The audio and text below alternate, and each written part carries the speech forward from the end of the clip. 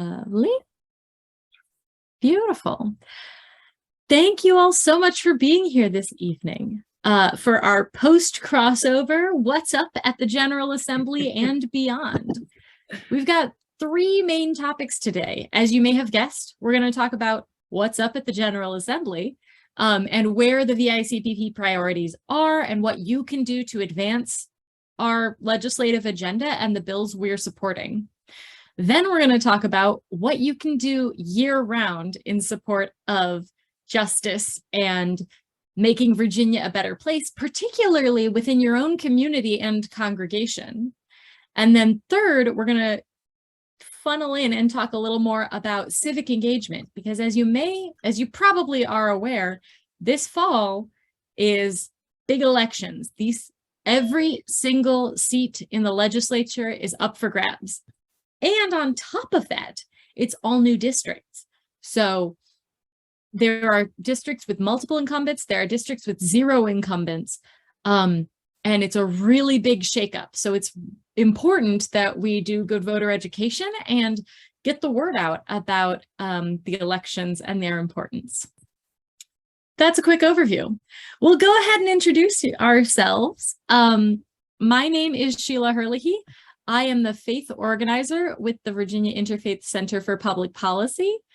I have the joy of focusing on affordable housing at the General Assembly, but when we're not in session, I spend most of my time working to build engagement with the faith communities, with you guys, with congregational liaisons, and with our partners all around Virginia. I'm sure we'll talk more in a little bit, but that's the gist of it. Karen, would you like to introduce yourself? Sure. Yeah, I'm Karen McElfish. I am the co-chair of the Virginia United Methodist Conference Legislative Network, and as such, have the opportunity to organize our United Methodist Day at General Assembly, which happened on the 26th of January. And then to try and help facilitate how we move forward throughout the year with advocacy efforts. I also am a board member for Virginia Interfaith Center for Public Policy, and so get to work with Sheila and Robert and other staff members at VICPP. And so, yeah, glad to be here with y'all. And I'm going to turn to Robert. Thank you, Karen. My name is Robert Lester, and I am the Civic Engagement Coordinator for VICPP, or Virginia Interfaith Center for Public Policy. And I am so happy to be here this evening with my colleagues and all of you, to talk later on about civic engagement and what my role is. And just to give you a little bit, I am tasked with of course, making sure folks are voting and registered to vote in Virginia. So if you see me in your neighborhood knocking on the door trying to register somebody, that's probably me. that's my main task, make sure everybody's registered to vote and votes. And then also assisting in building coalitions. You know, Sheila's done a great job with all of our faith-based organizations, but I've been tasked with building onto that with other coalitions, whether they are unions, whether they are fraternal orders, whether they are civil rights organizations. So that's what my main role will be, is building coalitions, because it's good to be as individuals, but with more people, we can be more effective. Thank you. Thank you. Yes, so what we're going to do for a moment is to just really briefly, because I sort of feel like I'm going to be preaching to the choir, but just really briefly talk about the legislative process, because we've billed this as after crossover day. Well, what's crossover day? So as you all know, bills get introduced, a delegate or a senator working perhaps with constituents or lobbyists will develop a bill, will submit it. When it gets submitted, it initially will be submitted, a delegate to the House of Delegates side, a senator to the Senate side. It would go through committee, be addressed maybe even a subcommittee and then committee before it's reported out to the floor if it's passed successfully through the committee. And by crossover day, all the work that the delegates are doing on their bills has to be finished. And all the work that the senators are doing on their bills has to be finished. And those bills get crossed over to the other side of the General Assembly. So the bills that pass through the House of Delegates now go to the Senate and have to go through the subcommittees committee to the Senate floor. And things that pass through in the Senate cross over to the House of Delegates. So anything that didn't get passed successfully through all of the steps, subcommittee, committee to the floor, by crossover day, it's done. But if it did get passed through and successfully voted on and crosses over, well, then what? So that's part of the reason why we wanted to have today's session, to talk about those bills that we worked so hard on to help get through. What happens to them now? What needs to be continued to be worked on? And so that's where we're going to turn our attention at this point. It's like, what can we still do now that we're past crossover day? Absolutely. And the thing we can do is reach out to our legislators, as you may have guessed.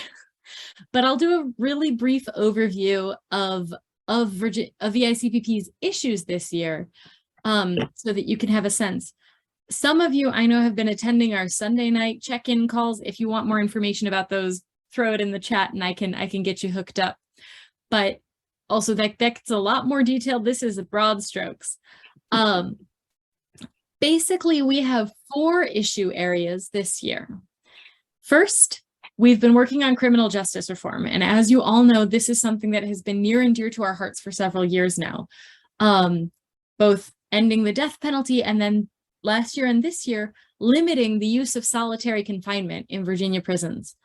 We did a ton of work in the off-season in order to connect with the Republicans, because, one thing that we didn't mention is that the House is controlled by Republicans and the Senate is controlled by Democrats. So particularly this year, in an election year, a lot of legislators will just dig their heels in and say, oh, if the Republicans like that, then I don't like it. Or if the Democrats like that, then I don't like it. So you need to do a lot more legwork and a lot more relationship building to get past that political posturing and to the heart of what people actually care about. Now, we can do that, but it does take some work. So VICPP has done a lot of work in the off-season to build those relationships on both sides of the aisle to make sure our bills have a path to success. We have a Democrat who introduced our solitary bill in the Senate and a Republican who introduced our solitary bill in the House. The Senate bill has gone through the whole rigmarole on the Senate side and has crossed over to the House side. The House bill went through the whole rigmarole that Karen described, but in the full committee, it was amended to limit its impact. So we weren't thrilled about this amendment, but it is a huge step forward still. One of the highlights of the original bill was limiting time in isolation to no more than 15 days, except under extenuating circumstances. This new bill no longer has that 15-day limit, but it does say that every person gets 4 hours of interpersonal time every day, which still does bring us out of the UN's definition of torture, which, as a person who doesn't think Virginia should be torturing people, is a huge win. So we're excited about that. It also articulates the process for how someone could be sent to solitary and what the process is for coming out. Because up to now, that's just been at the discretion of the Department of Corrections. You could look at a guard funny and be stuck in solitary for an extended, unknown amount of time. And now that won't be the case anymore.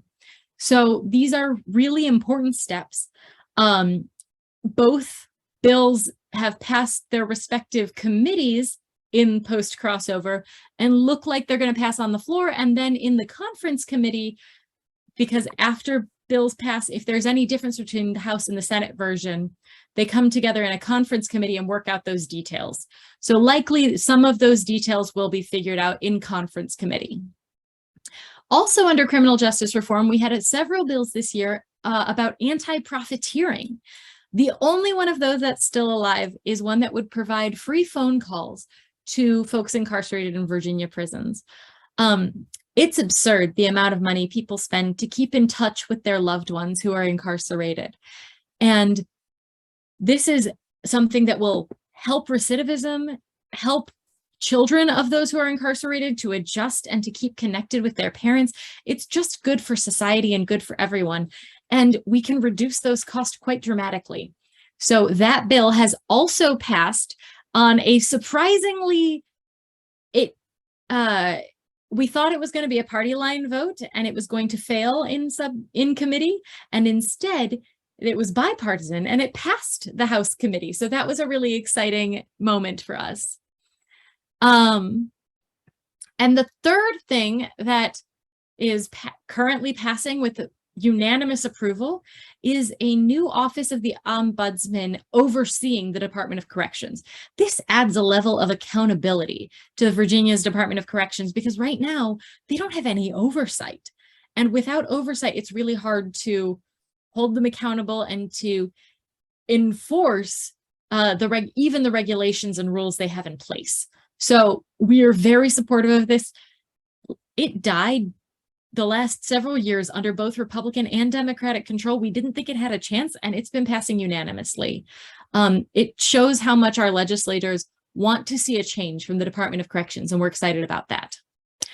That's criminal justice reform. Any questions on criminal justice reform? All right, on to the next one, health equity. Wait a second. Sorry, go ahead, Anne. I couldn't get it into the chat fast enough. I always have questions, you know that. I love that about you. I find that amazing, what you just described, that it was this big turnaround. Something or somebody had to be, besides the Interfaith Center, had to be in. I mean, not that I don't want to give you all a lot of credit, but I appreciate that. I mean, something had to happen to make that change, to make those legislators do that. I think there's a couple of things in play here. I do think that the Interfaith Center has something to do with it. Like I said, we did a lot of that relationship building outside of session, and there are some legislators who might just say, oh, Department of Corrections, rubber stamp it, it must be good. And by having those personal conversations, they realize, like, not necessarily, no, we should look a little more closely. Oh, there isn't oversight? Well, that's a problem. Okay.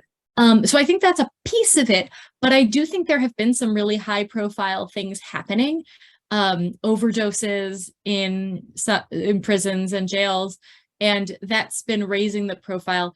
I'm sure the ACLU has, we partner with the ACLU on some of this stuff, and I know that they've been raising the issues as well. So I think once there's also a little bit of an avalanche effect, like once a couple of people start talking about it on both sides of the aisle, and once it stops being a partisan issue, like it's not, oh man, I'm going to break with my party and support this bill. It's, hey, we all recognize this is a problem. Let's come together about it. Okay. So once it stops being partisan, once you get over a certain hump, then it frees people up to support it, even in an election year. Okay. If that makes sense. All right. That's great. Thanks. Absolutely. So that's criminal justice reform. Second major issue, health equity. Again, we've done a lot of relationship building, a lot of roundtable discussions around Virginia to talk about the issue of health equity and maternal mortality and just disparities in healthcare, all that jazz, which led us to introduce several bills. One, our bill on implicit bias, very sadly, we had the Department of Health and Human Services supporting us on it. We had worked with them to draft this bill. The governor's appointee was on the same page with us.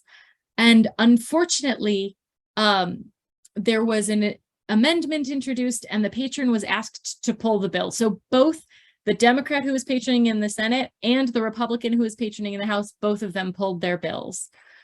So that's something we are definitely going to come back to next year and require implicit bias training for healthcare professionals, and especially those who work with pregnancy and giving birth, because there are such crazy disparities there. We do, however, have two other bills that are passing unanimously right now. One that would allow midwives to administer life-saving prescription to women in labor, because if you're having hemorrhaging during childbirth, which is one of the leading causes of death during childbirth, you can't, and you happen to be working with a midwife, you can't wait until you drive to the hospital, which might be 30 or 40 minutes away, to get the medicine that would stop the hemorrhages. So this is clearly supportive of women, and it's one of our priorities, and it's been passing with unanimous support. Similarly, there's a bill that would study perinatal health hubs. Around 40% of Virginia is more than, has no OBGYNs in that county. 40% of counties in Virginia have 0 OBGYNs, which means people have to drive really far to get care. And there is a model of a perinatal health hub that brings those services more locally. So this is a study that would explore perinatal health hubs. We like it. We have one other health equity bill that's still alive, which is Cover All Kids. This is actually at the intersection of several of our issues. It's healthcare, it's for children who don't have immigration documentation. So it's making sure that kids, if you qualify on an income basis for Medicaid, then you ought to get Medicaid, because children need healthcare, and they shouldn't have to prove their immigration status in order to get healthcare. So that bill is actually up for a vote tomorrow morning at 7:30. So if you want to watch virtually, you can, but if you want to email your representative and tell them you support it, I also recommend that. Any other questions on health equity? Any questions on health equity? Sheila, which committee is it? It's up for a vote in committee? Or It is up for a vote in the House Health, Welfare, and Institutions Subcommittee 3 tomorrow morning. Oh, and I'm realizing I should have done this earlier in my presentation, but I'm putting the link to our bill tracker into the chat. So this is a handy way to see where our bills are, where they've come from, and where they're going next. And I try to keep it as updated as possible.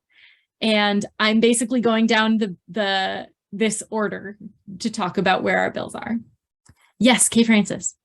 I may have missed this, but is VICPP probably going to have the healthcare bias initiative next year? That's our current plan. Okay. Like I said, things are very up in the air, and it is a big shakeup happening this fall for elections, but that is our intention. Yes. Good. Thank you. Absolutely. All right. On to economic justice. As you know, we've been fighting for paid sick days for years. And sadly, this year is not the year we're going to win it, but one year we are going to win it. The paid sick day bills, all the ones that originated in the House have died. The one that originated in the Senate was watered down and is probably going to die on Thursday.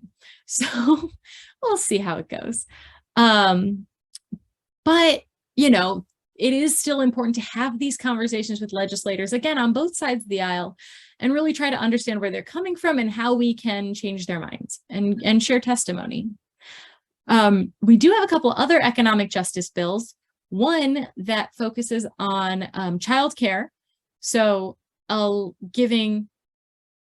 expanding access to childcare and studying, you know, how to increase access to early childhood education and pre-K is another bill that we're supporting that has been going really well and seems to have bipartisan support. So we are hopeful that commission to study the expansion of preschool education and childcare is going to pass. We are also thinking there is a possibility for a bill that would reduce utility shutoffs. That's one we partnered on with VAIPL, Virginia Interfaith Power and Light. And the House version died, but the Senate version is still alive and has some concessions in it, so it's got a chance. We shall see how that one goes moving forward. Any questions on our economic justice issues? Do we know what the status is of that bill? Does it go before committee? Yes, it goes before committee, and in fact, it's on the docket. Oh, no, it's not on the docket. It goes before a committee that meets on Thursday, and while it has not gone on the docket yet, that is the only time that subcommittee is going to meet. So it's gonna get on the docket for Thursday. Another fun fact about the Virginia General Assembly, they don't write their dockets really far in advance. So you usually have 24 hours notice before one of your bills comes up for a vote. You can make an educated guess based on which committee it's going to and when they usually meet, but it's only ever an educated guess until that docket is published. All right, onward to housing and tenant protections. We have 3 bills that look really, really promising. In fact, one that has passed both houses. So hooray, one that's going to be a law, assuming the governor doesn't veto it, and 2 more that are very promising, broad bipartisan support. The one that's becoming a law is one that says that landlords have to tell their tenants if they're going to increase the rent at the time of a lease renewal. They need to give them 2 months notice, because that way, you know if you can't afford to live there anymore. And you know if you have to start looking for a new place to live, or even just change your other spending habits to build up a cushion of financial support so that you can continue to live there.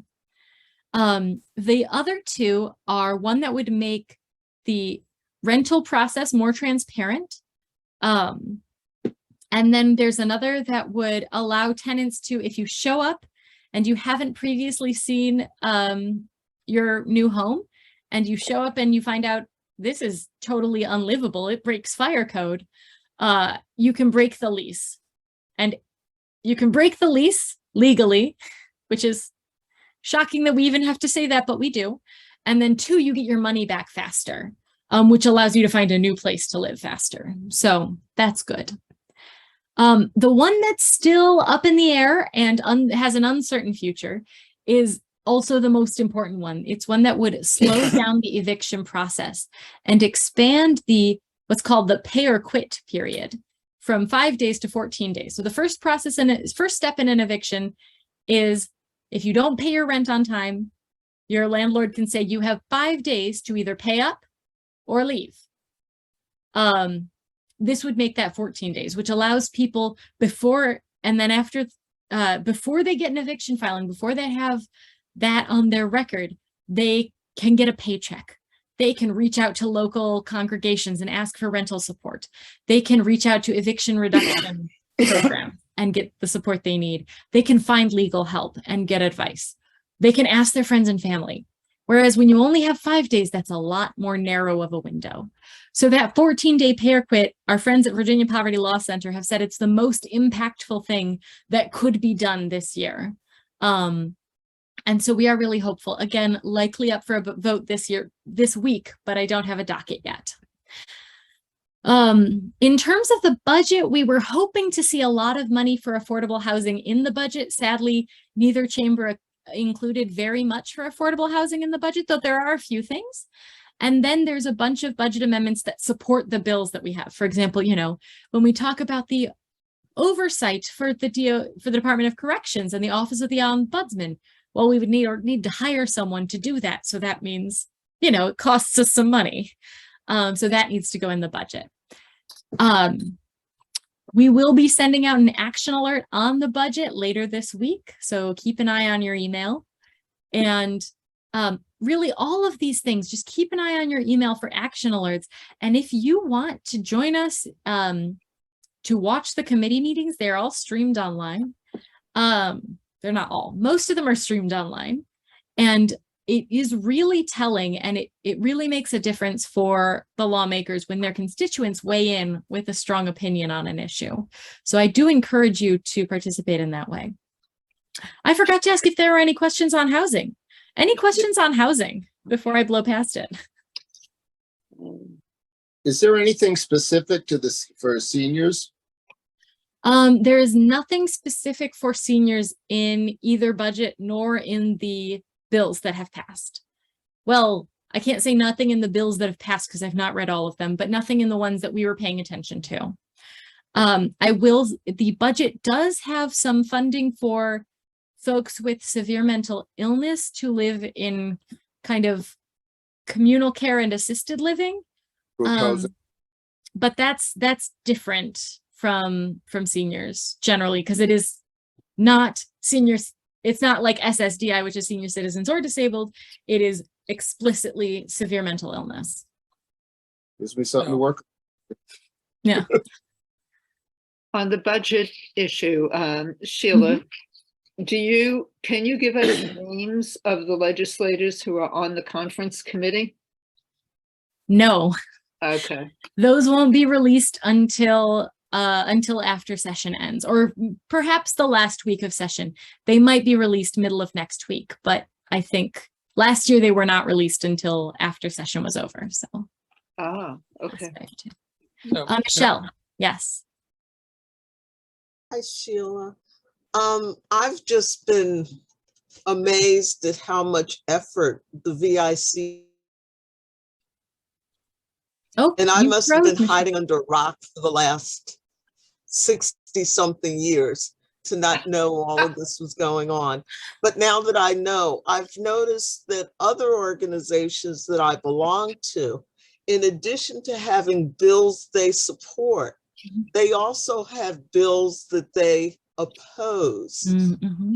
Does the VICPP also have bills that they oppose? We do sometimes.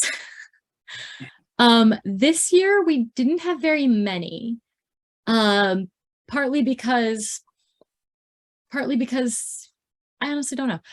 We didn't have very many that we opposed this year. And I think partly we're faith people. We like a positive message. Let's have that positive message. Let's go for what we like as opposed to against what we don't like. That being said, we certainly have in the past, there were a few things we were watching. For example, there was a bill that could have reduced the impact of some of our wage theft bills that we passed a few years ago. We were opposing that, but it didn't get very far. It died very early on. There is also a bill, or like someone threatened to put in a bill that would get rid of in-state tuition for college students who are undocumented immigrants. Again, we've been keeping an eye out for it, but we haven't seen it yet.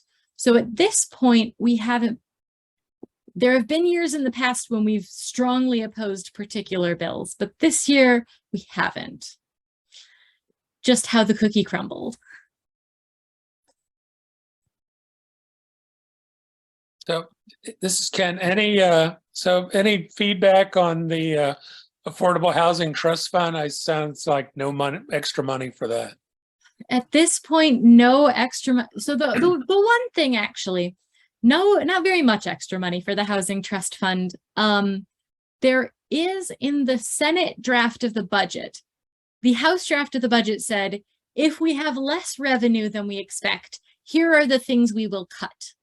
And the Senate version of the budget said, if we have more revenue than we expect, here are the things we will add. And among the things the Senate said they would add was money for affordable housing and additional money for childcare, in fact.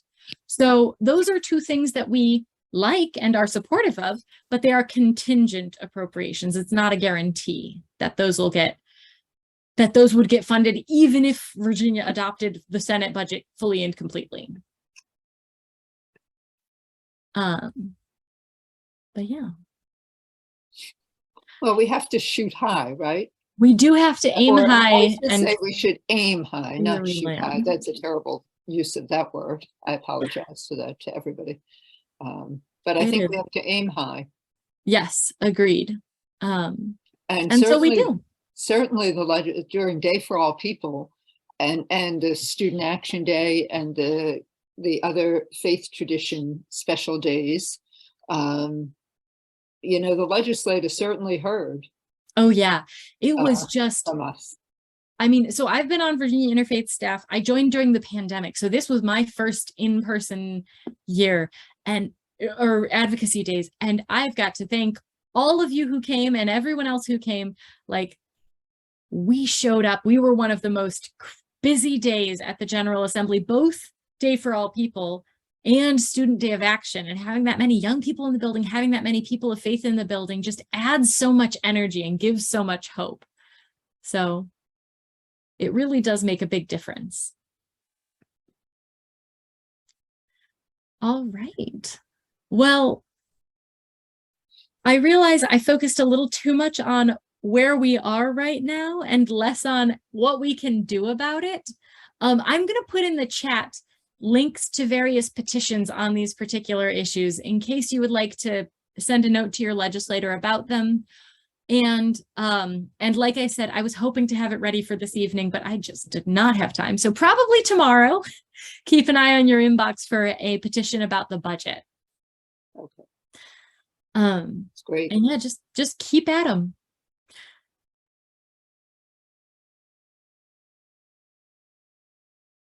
I'm now going to let Karen talk a little bit about what's up beyond the General Assembly, because we know we are running at a breakneck pace until adjournment on February 25th. But there has to be some justice-oriented stuff to do February 26th and beyond. That's right. And I'm actually, well, I'll let Karen talk and present a bit, and then I'll put it on gallery mode so that we can all share ideas and brainstorm together.